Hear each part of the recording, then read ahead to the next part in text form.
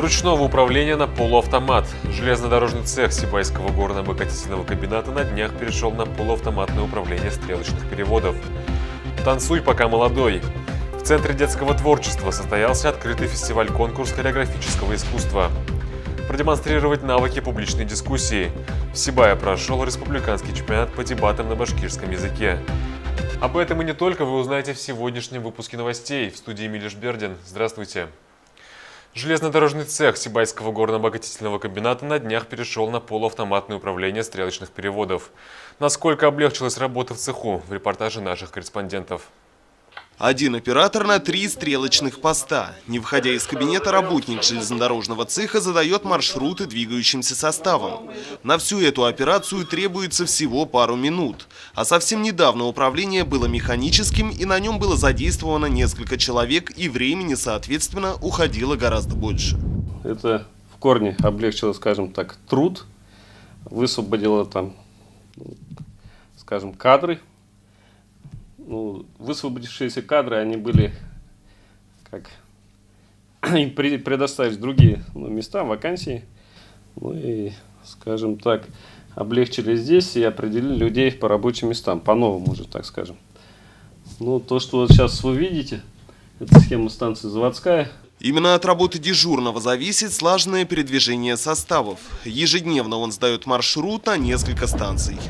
Локомотивы у нас двигаются, скажем, основной маршрут у нас лежит по выводке маршрутов на станцию Сибай. То, что у нас грузится, мы выставляем на станцию Сибай, то, что отправляется в дальнейшем дальше. Также у нас маршруты лежат по направлению известнякового карьера, погрузка щебня известняка. Направление на станцию Рудная, скажем, такая маневровая станция у нас, Рудная. Находится это в районе отвалов. Туда ходят у нас вертушки, грузятся рудой. После доставки руды на СОВ, а на фабрику, скажем так, у нас добывает концентрат. Ринат Музафаров, Айгуль Хамитова, Али Кадыров, Гульгина Раскильдина, телекомпания СТВ.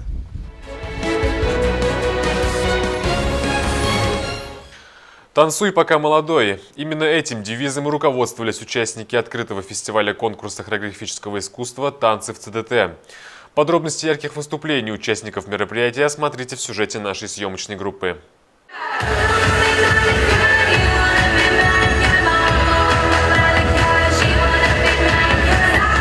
В минувшие выходные Центр детского творчества собрал под своей крышей юных участников танцевального состязания со всего Зауралья. Ребята в возрасте от 7 до 20 лет показывали свое мастерство в конкурсе под названием «Танцы в ЦДТ», который перекликается с названием модного российского проекта. Когда стоял вопрос о плане работы Центра детского творчества на новый 2017-2018 учебный год, мы решили запланировать новое мероприятие – детский конкурс-фестиваль современного хореографического искусства. Мы решили его сделать сразу открытым и действительно даже не ожидали, что будет так много откликов. Конкурс проводится для детей от 7 до 20 лет в 4 возрастных группах по номинациям эстрадный танец, эстрадно-спортивный танец, современный танец и уличный танец. Качество выступления юных танцоров оценивало профессиональное жюри, в состав которого вошли хореографы из Челябинска, Магнитогорска и Баймака. Конкурс предусматривал сольные выступления, дуэты, а также малые формы и ансамбли. Всего в проекте участвовало около 200 конкурсантов из Зилаирского, Хайбулинского, Бурзянского, Баймакского районов и города Сибай. Мы приехали из Зилаирского района, село Зилаир, с башкирской гимназии имени Шейхзады Бабича, село Зилаир. Танцевальный коллектив у нас называется «Созвездие». Занимаемся мы, как я там работаю, 1,5 года. Занимаемся 1,5 года. И вот нам позвали поучаствовать. Мы с удовольствием согласились. Привезли 2 танца. Это стиляги и зонтики. Мы приехали к вам из города Баймак, Центр детского творчества. Принесли танец, дикий танец. Мы Midnight. Мы занимаемся танцами уже 1,5 года. Но наш клуб существует 1,5 года. И мы пришли, чтобы победить. Мы сами из Сибая. Мы сейчас на эмоциях, потому что мы только что выступили. В Все выступления ребят были яркими и интересными. В упорной хореографической борьбе определены победители и призеры фестиваля.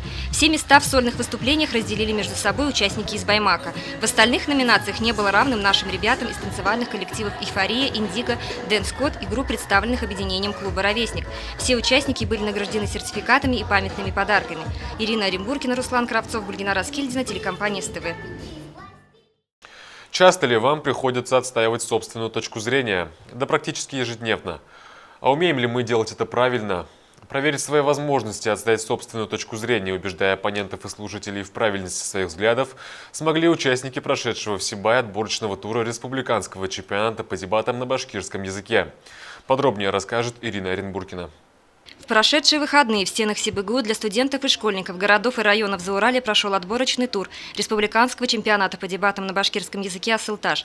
В инициированном Башкортостанским региональным отделением Всероссийской общественной организации «Молодая гвардия Единой России» чемпионате приняли участие ее представители во главе с руководителем Люцией Юлуевой. Сегодня мы проводим отборочный этап республиканского турнира по дебатам на башкирском языке «Асылташ» в городе Сибай. То есть стартовали мы вчера из Учелов.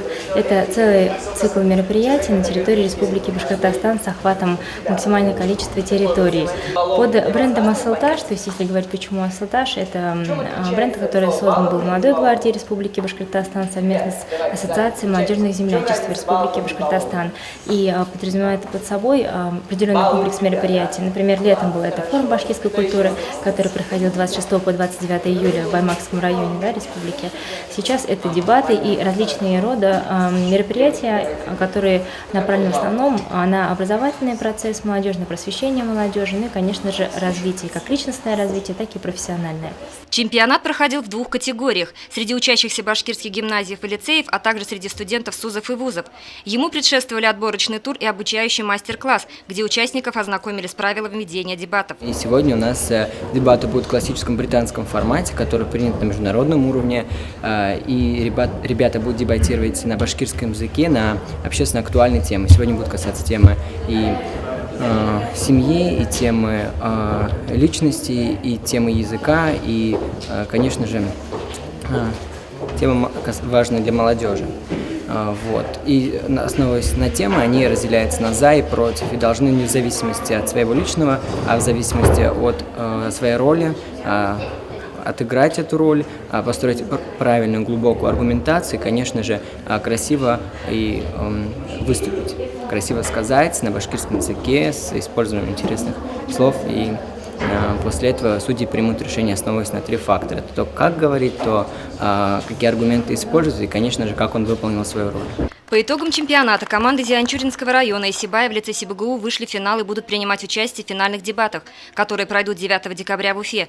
Кроме того, представители молодежного парламента, профсоюзной организации СибГУ и местное отделение Молодой гвардии приняли участие в круглом столе, на котором обсудили вопросы развития молодежных инициатив и ознакомились с опытом работы проведения республиканских мероприятий. По результатам прошедшей встречи Люция Кагимовна высоко оценила деятельность молодежного парламентаризма в городе и задала новые векторы его развития. Ирина Оренбургина, Радмира Сингулов, Любовь Карпова, телекомпания СТВ.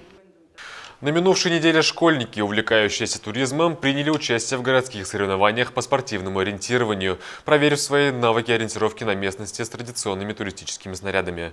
Подробности далее. На протяжении всего года спортсмены-туристы отрабатывают свои навыки вне зависимости от погодных условий и сезона. 10 ноября состоялись осенние городские соревнования по спортивному ориентированию среди школьников в парке имени Мажита Гафури. Спортсменам предстояло пройти трассу в рамках заданного времени. В поиске контрольных точек, которые нужно отметить на карте, можно было использовать только компас и свою скорость.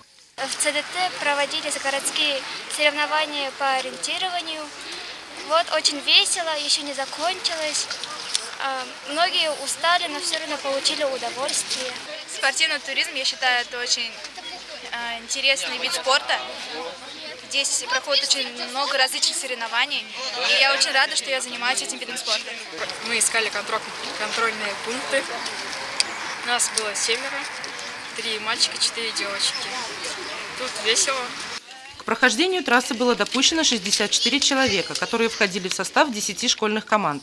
Более 8 контрольных пунктов, требующих топографической отметки, оказались с легкостью преодолены. На соревнованиях было объявлено несколько стартов по 3 человека с разных команд.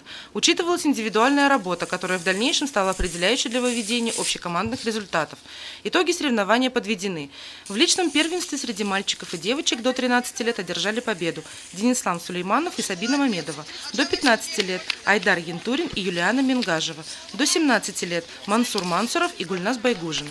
Екатерина Марочкина, Гульгина Раскильдина, телекомпания СТВ. До 1 декабря физическим лицам необходимо оплатить 3 налога – транспортный, земельный и налог на имущество. Как отмечают в ведомстве, в случае неуплаты установленного налога плательщику будет направлено требование об уплате с начислением пени. Подробности в интервью ведущего специалиста-эксперта межрайонной налоговой службы Рамиля Магафурова.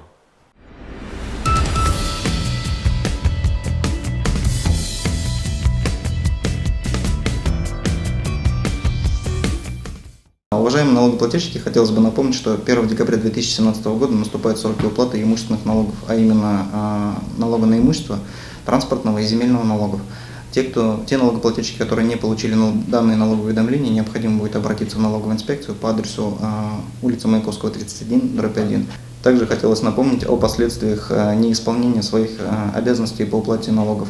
Это у нас начисление пени, а в дальнейшем, если данные суммы будут не уплачены, будут направлены требования. И в соответствии с законодательством, а именно с статьей 48 Налогового кодекса, будут направлены дела в суд. В дальнейшем взысканием будут заниматься службы судебных приставов, а это повлечет за собой еще дополнительные расходы с вашей стороны. Отдельно хотелось бы заострить внимание на тех налогоплательщиков, которые зарегистрированы в личном кабинете, то есть имеют прямой доступ через электронные сервисы налоговой службы. Те налогоплательщики, которые зарегистрированы в личном кабинете, налоговые уведомления в электронном виде получают, а на бумажном виде по почте к ним квитанции не направляются. Если у вас возникли проблемы со входом в личный кабинет, нужно будет обратиться в налоговую инспекцию для того, чтобы мы вам распечатали данное уведомление, плюс выдали актуальные пароли логина для личного кабинета. В связи с наступлением срока уплаты налоговая инспекция переходит на измененный график работы, а именно 16 ноября прием будет осуществляться с 9 утра до 8 вечера по будням и по субботам с 10 утра до 3 часов дня без перерыва.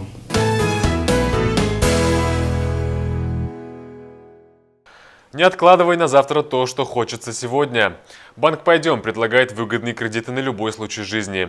О новой программе кредитования граждан в следующем сюжете. Осень – время давно запланированных покупок. Порой появляется потребность в дополнительных крупных суммах. Для таких случаев банк «Пойдем» разработал новую программу кредитования суммой до 500 тысяч рублей. Поэтому совсем недавно был запущен принципиально новый кредит по программе кредитования «Больше лучше» от 300 до 500 тысяч рублей с привлекательными процентными ставками. Данное кредитное предложение для клиентов, готовых официально подтвердить свои доходы. Для оформления кредита нужно всего 3 документа: паспорт, второй документ, подтверждающий личность, и документ о доходах. В банке «Пойдем» при положительном решении оформить и получить кредит можно в день обращения. А само решение о выдаче принимает не какая-то компьютерная программа, а непосредственно сам финансовый консультант. Если вы давно хотели благоустроить свой дом или дачный участок, купить автомобиль или сделать ремонт, но пока не было возможности реализовать задуманное, ждем вас в офисах банка «Пойдем». Наши новые кредитные продукты помогут решить многие задачи и воплотить в жизнь ваши давние мечты. Жители нашего города давно оценили простоту и удобство банка «Пойдем». Здесь создана почти домашняя атмосфера. Сотрудники отзывчивы и готовы вникнуть в любые жизненные обстоятельства. Здесь вам скажут причину отказа и подскажут, как ее устранить. Офисы банка «Пойдем» работают 7 дней в неделю, без перерыва и выходных. И это вся информация на сегодня. Впереди выпуск детских новостей. Я с вами прощаюсь. Не переключайтесь.